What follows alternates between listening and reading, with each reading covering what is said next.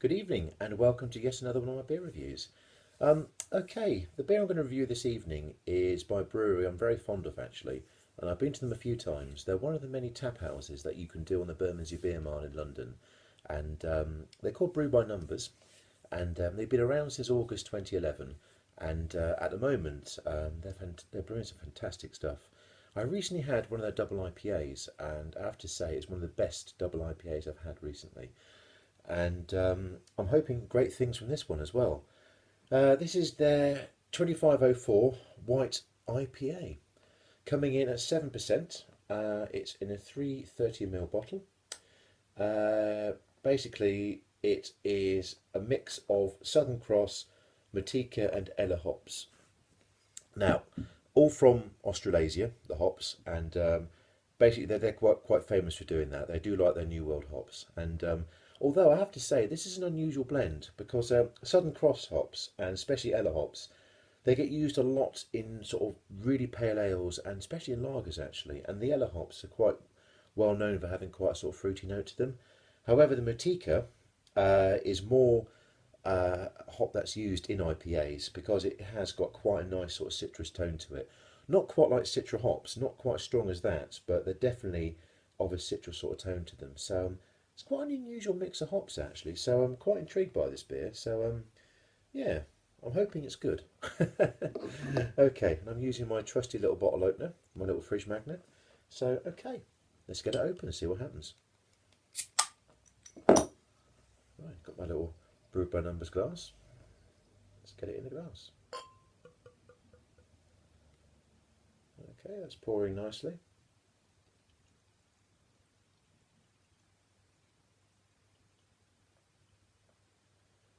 Okay, that's all in the glass and quite cloudy.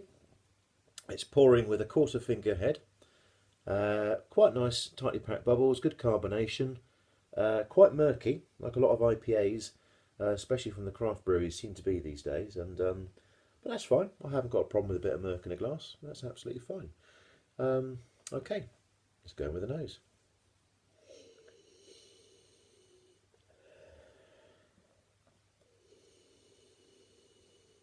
Not getting a great deal from that at all, actually. I'm getting the hops are there. Um,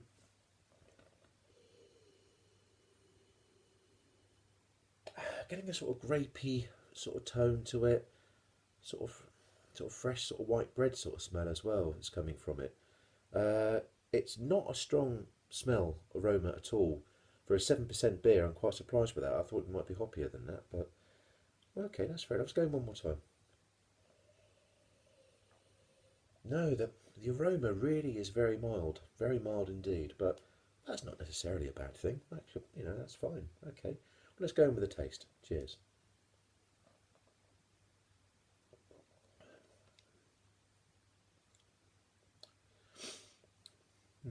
Okay. Um, the body on it's very nice. It's got a nice heavy body, which an IPA should have.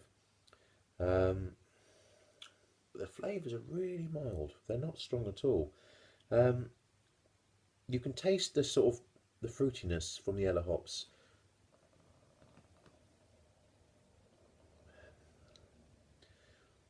Yeah, and you're getting that quite distinct citrus type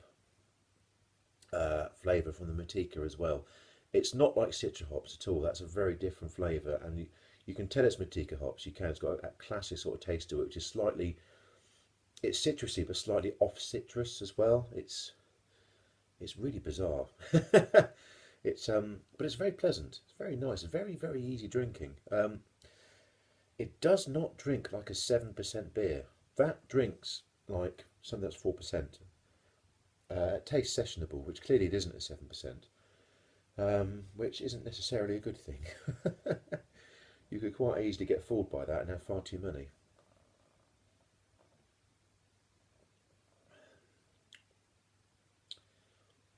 Yeah, it's very pleasant.